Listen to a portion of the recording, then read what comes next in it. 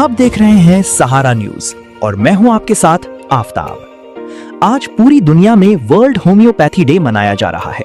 हर साल 10 अप्रैल को ये दिन जर्मनी के मशहूर डॉक्टर सैमुअल हानेमन की याद में मनाया जाता है, जो होम्योपैथी के जनक माने जाते हैं। Main news. World homeopathy day का मकसद एक ऐसे इलाज के निजाम को बढ़ावा देना है जो नरम, महफूज और असरदार माना जाता है। ये दिन होम्योपैथी के उसूलों को समझने, रिसर्च को प्रमोट करने और लोगों में जागरूकता बढ़ाने के लिए समर्पित है। कर्नाटक में भी इस मौके पर Karnataka qualified homeopathic doctors association के जरिए एक खास प्रोग्राम का आयोजन किया गया। इस प्रोग्राम में कई मशहूर होम्योपैथिक डॉक्टर्स ने हिस्सा लिया और लोगों को होम्योपैथी के फायदे और इसके इस्तेमाल के बारे में जानकारी दी। Event highlights. डॉक्टर्स ने कहा कि होम्योपैथी एक सेफ और नेचुरल ट्रीटमेंट सिस्टम है जो बिना साइड इफेक्ट्स की बीमारियों का इलाज करता है। साथ ही इस दिन को रिसर्च और नई डेवलपमेंट के लिए भी एक मौका बताया गया। क्लोजिंग। वर्ल्ड होम्योपैथी डे के जरिए दुनिया भर में हेल्थ अवेयरनेस बढ़ाने की कोशिश की जा रही है। ऐसी ही ताजा खबरों के लिए जुड़े रहिए सहारा। With evidences where homeopathy can treat, homeopathy can be the supportive therapy and it can play a major role as a supportive therapy. Dr. B.D. Patel, former principal, Government Homeopathic Medical College, Bangalore, Chandigarh. Okay, very good. ತಮಿಳುನಾಡಲ್ಲಿ director dean ಆಗಿದ್ದೆ. ಇದು Karnataka qualified homeopathy doctor association 32 ವರ್ಷದಿಂದ ನಡೀತಾ ಇದೆ. ಪ್ರತಿ ವರ್ಷ ನಾವು ಹ್ಯಾನಿಮನ್ birthday ಅಂದರೆ ಫೌಂಡರ್ ಬರ್ಡೇಗೆ ಒಂದು ಕಾನ್ಫರೆನ್ಸ್ ಮಾಡ್ತೀವಿ. ಈ ವರ್ಷದ ಕಾನ್ಫರೆನ್ಸ್ ಥೀಮ್ ಏನಂದ್ರೆ cancer and homeopathy. Cancer and homeopathy ಅಂತ ಆಲ್ ಓವರ್ ಕರ್ನಾಟಕ ಡೆಲಿಗೇಟ್ಸ್ ಬಂದಿದ್ದಾರೆ, ಕಾಲೇಜ್ ಪ್ರಿನ್ಸಿಪಲ್ಸ್ ಬಂದಿದ್ದಾರೆ, ಪ್ರೊಫೆಸರ್ಸ್ ಬಂದಿದ್ದಾರೆ, ತಮಿಳುನಾಡಿಂದ, ಕೇರಳದಿಂದ ಪ್ರೊಫೆಸರ್ಸ್ ಬಂದಿದ್ದಾರೆ. ಅವರು ಕೇಸಸ್ ಪ್ರೆಸೆಂಟ್ ಮಾಡ್ತಾ ಇದ್ದಾರೆ. ಆಮೇಲೆ ಇದರಿಂದ ಏನಾಗುತ್ತೆ ಅಂದರೆ ಹೋಮಿಯೋಪತಿ ಎಲ್ಲರಿಗೆ ಕೆಲಸ ಮಾಡುತ್ತೆ, ಕ್ಯಾನ್ಸರ್ಗೂ ಕೆಲಸ ಮಾಡುತ್ತೆ. ಎಲ್ಲ ಕ್ಯಾನ್ಸರ್ ಕ್ಯೂರ್ ಮಾಡೋದು ಆಗೋದಿಲ್ಲ, ಅದು ವಿಷಯ ಬೇರೆ. ಕನಿಷ್ಠ ಸ್ವಲ್ಪ ನಾವು ಸಹಾಯ ಮಾಡ್ಬೋದು. ಇದೊಂದು ಆಲ್ಟರ್ನೇಟಿವ್ ಮೆಡಿಸಿನ್. ಇದರಿಂದ ಸೈಡ್ ಎಫೆಕ್ಟ್ಸ್ ಇರಲ್ಲ, ಜನರಿಗೆ ಇದು ಗೊತ್ತಾಗಬೇಕು ಅನ್ನೋದು ನಾವು ಕೆಲಸ ಮಾಡ್ತಾ ಇದ್ವಿ. ಆಮೇಲೆ ಸ್ವಲ್ಪ ನಾವು ಇದನ್ನು ನೋಡಿದ್ರೆ ಕೇರಳ ನಮ್ಮ ಕರ್ನಾಟಕ ಸ್ಟೇಟ್ಗಿಂತ ಒಂದು ಭಾಗದ 30% ಇಲ್ಲ. ಅಲ್ಲಿ ಇರೋ ಹೋಮಿಯೋಪತಿಕ್ ಎನ್ಕರೇಜ್ಮೆಂಟು ಕರ್ನಾಟಕದಲ್ಲಿ ಇಲ್ಲವೇ ಇಲ್ಲ. ಅಲ್ಲಿ ಕ್ಯಾನ್ಸರ್ ಹಾಸ್ಪಿಟಲ್ ಸಪ್ರೇಟ್ ಆಗಿ ಕ್ಯಾನ್ಸರ್ ಹಾಸ್ಪಿಟ್ಲೇ ಇದೆ. ಅಲ್ಲಿ ನಮ್ಮಲ್ಲಿ ಕ್ಯಾನ್ಸರ್ ಹೋಮಿಯೋಪತಿ ಹಾಸ್ಪಿಟಲ್ ಒಂದೇ ಕಾಲೇಜ್ ಇದೆ. ಇವರು ಪ್ರೊಫೆಸರ್ ಡಾಕ್ಟರ್ ಸ್ವಾಮಿ ಅಂತ ನಮ್ಮ ಚೇರ್ಮನ್ನು. ಇವರು ಟೀಚಿಂಗ್ ಅಲ್ಲಿ ಇದ್ರು, ಈಗ ರಿಟೈರ್ ಆಗಿದ್ದಾರೆ. ಇವರು ನೀವು ಹೇಳಬೇಕು. ಇವರು ಡಾಕ್ಟರ್ ಪ್ರವೀಣ್ ಅಂತ, ಇವರು ಪ್ರೊಫೆಸರು. ಇವರಿಗೆ ಹೋಮಿಯೋ ರತ್ನ ಅವಾರ್ಡ್ ಇವ್ರಿಗೆ ಕೊಟ್ಟಿದ್ವಿ ಈ ಸಲ. ಪ್ರೊಫೆಸರ್ ಡಾಕ್ಟರ್ ಎಚ್ ಎಲ್ ಸ್ವಾಮಿ ಅಂತ. ಸೊ ನಮ್ಮ KQSDA ಚೇರ್ಮನ್ನು.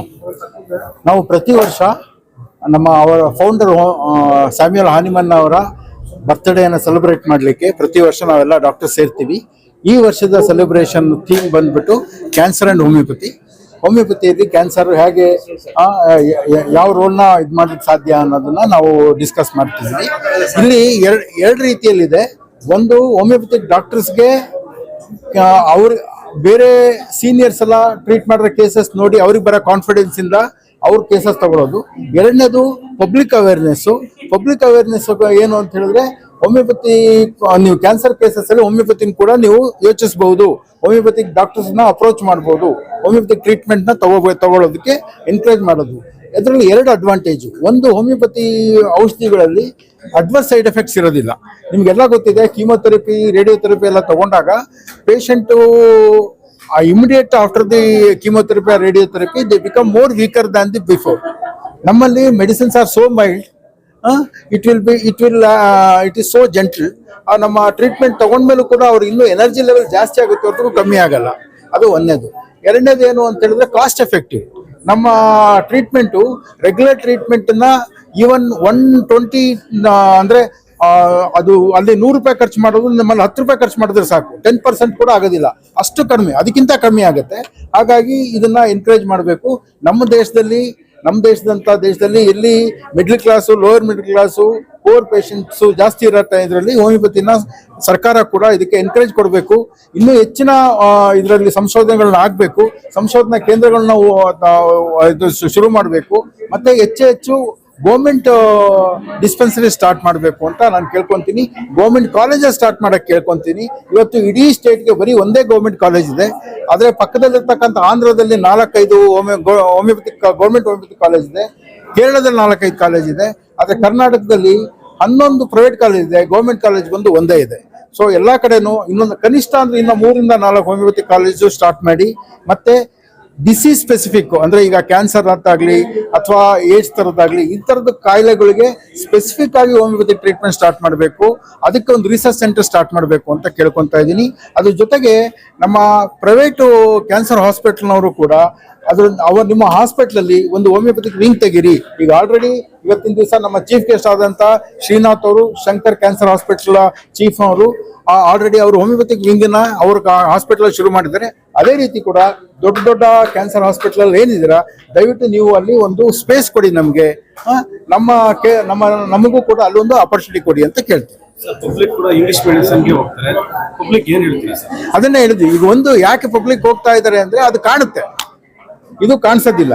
ಈಗ ಒಂದು ಏರಿಯಾಕ್ಕೆ ಹೋದ್ರೆ 100 ಜನ ಇಂಗ್ಲಿಷ್ ಮೆಡಿಸಿನ್ ಡಾಕ್ಟರ್ಸ್ ಇದ್ರೆ ಒಬ್ರು ಹೋಮಿಯೋಪತಿ ಇರ್ತಾರೆ. ಒಂದು ಕಾಣಿಸೋದೊಂದು. ಎರಡನೇದು ಏನಂದ್ರೆ ಸರ್ಕಾರದ ಬೆಂಬಲ. ಈಗ ಅವರಿಗೆ ಅಲೋಪತಿಕ್ ಡಾಕ್ಟರ್ ಅಥವಾ ಇಂಗ್ಲಿಷ್ ಮೆಡಿಸಿನ್ಗೆ 1 ಲಕ್ಷ ರೂಪಾಯಿ ಕೊಟ್ಟರೆ ನಮಗೆ 100 ರೂಪಾಯಿನೂ ಕೊಡ್ತಾ ಇಲ್ಲ ಅನುದಾನನ. ಹೇಗೆ ಇಂಪ್ರೂವ್ ಆಗುತ್ತೆ ಅಲ್ವಾ? ಎರಡನೇದು. ಮೂರನೇದು ಏನು ಅಂತ ಹೇಳಿದ್ರೆ ನೀವು ಮೀಡಿಯಾದವರು ನೀವು ಅವೇರ್ನೆಸ್ ಕ್ರಿಯೇಟ್ ಮಾಡಿ. ಹಾಗಾಗಿ ಅವಾಗ ಏನಾಗುತ್ತೆ, ನಮ್ಮ ಹೋಮಿಯೋಪತಿಗೆ ಇನ್ನೂ ಒಂದು ಹೆಚ್ಚಿನ ಇದು ಸಿಗುತ್ತೆ.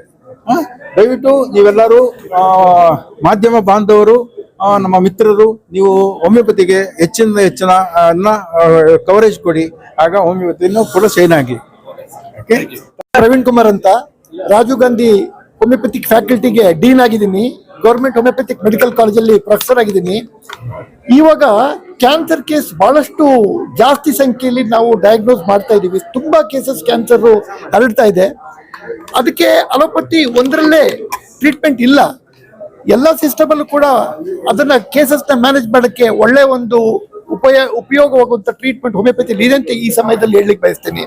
ಯಾಕೆಂದ್ರೆ ಕ್ಯಾನ್ಸರ್ ಕೇಸಸ್ ಟ್ರೀಟ್ಮೆಂಟು ಬಹಳ ಎಕ್ಸ್ಪೆನ್ಸಿವ್ ಆಗಿದೆ. ಬಟ್ ಹೋಮಿಯೋಪತಿಯಲ್ಲಿ ಸಾಕಷ್ಟು ಕೇಸಸ್ ಕ್ಯೂರ್ ಮಾಡ್ಲಿಕ್ಕಾಗದಿದ್ರು ಪ್ಯಾಲಿಯೇಷನ್ ಕೊಡ್ಬೋದು, ರಿಲೀಫ್ ಕೊಡ್ಬೋದು. ಪೇನ್ಲೆಸ್ ಆಗಿ ಬದುಕುವಂತ ಒಂದು ಅವಕಾಶಕ್ಕೆ ಹೋಮಿಯೋಪತಿ ಒಂದು ಒಳ್ಳೆಯ ಒಂದು ಮಾರ್ಗ ಆಗಿದೆ ಅಂತ ಪಬ್ಲಿಕ್ಕಿಗೆ ಸಾಕಷ್ಟು ಅವೇರ್ನೆಸ್ ಬರಬೇಕಂತ ಈ ಸಂದರ್ಭದಲ್ಲಿ ಹೇಳಲಿಕ್ಕೆ ಬಯಸ್ತೇನೆ. ತುಂಬಾ ವರ್ಷ, 30 ವರ್ಷಕ್ಕಿಂತ ಹೆಚ್ಚಿಗೆ ನಾನು ಫೀಲ್ಡ್ ಅಲ್ಲಿ ಇದ್ದೀನಿ. ಈ ಅಸೋಸಿಯೇಷನ್ ಅಲ್ಲೂ ಕಾರ್ಯ ನಿರ್ವಹಿಸಿದ್ದೀನಿ. ಹೋಮಿಯೋಪತಿಕ್ ಮೆಡಿಕಲ್ ಎಜುಕೇಶನ್ ಕೂಡ ಕಾಂಟ್ರಿಬ್ಯೂಟ್ ಮಾಡಿದ್ದೀನಿ. ಅದರ ಒಂದು ಇವತ್ತು ಅದಕ್ಕೊಂದು ಅವಾರ್ಡ್ ಸಿಕ್ಕಿದೆ. Thank you.